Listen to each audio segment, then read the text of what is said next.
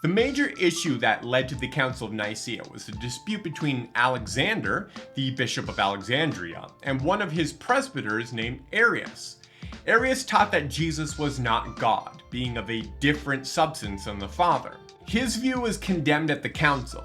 Constantine excommunicated him along with 2 bishops who refused to recant. Arius's writings were ordered to be burned and he was exiled. That much is well known.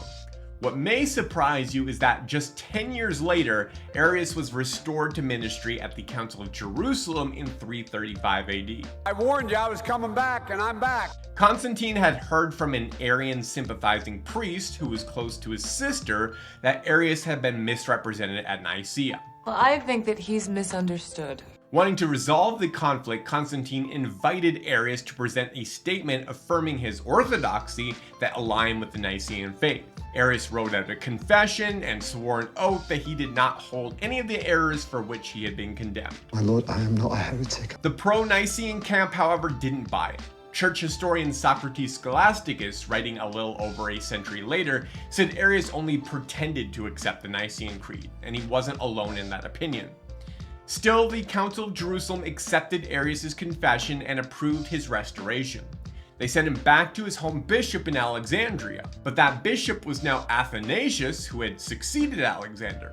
Athanasius had actually accompanied Alexander to Nicaea as a deacon and was now the fiercest defender of Nicene orthodoxy. I'm just telling him about the Holy Trinity. He flatly refused to reinstate Arius, writing to Constantine that it was impossible to receive someone back into ministry who had been anathematized for denying the faith. You're not welcome here, devil. Socrates records that when Arius returned to Alexandria, Athanasius, quote, turned away from him as a pest. For his refusal, Constantine removed Athanasius from office and exiled him. You are out of here! The people of Alexandria were outraged. To them, Arius was a heretic who had now just gotten their faithful bishop kicked out.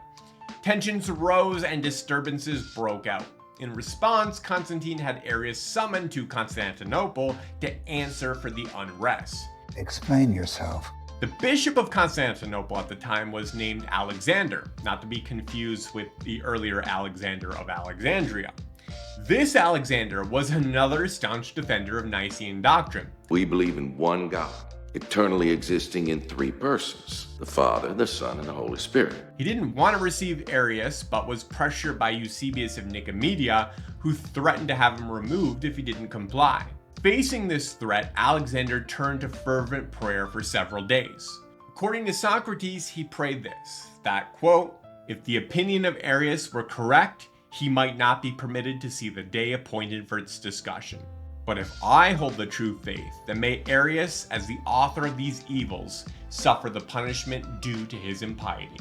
On the Saturday before Arius was to be received into the church, he and his supporters were in the city making preparations. But Arius suddenly experienced severe intestinal distress and lost control of his bowels. I think I need to go to the bathroom. He hurried to a public bathroom behind Constantine's forum, where he suffered an internal rupture and died there on the toilet with blood. What a humiliating way to go. Over 100 years later, a church historian noted that the bathroom where he died was still being pointed out, like a tourist attraction. Arius died before being received back into communion, which many took as God's judgment in response to Alexander's prayer. Don't stop here. Finish the video on YouTube to learn even more about this topic. There's a link to it on my side, as well as to another recommended video right below it.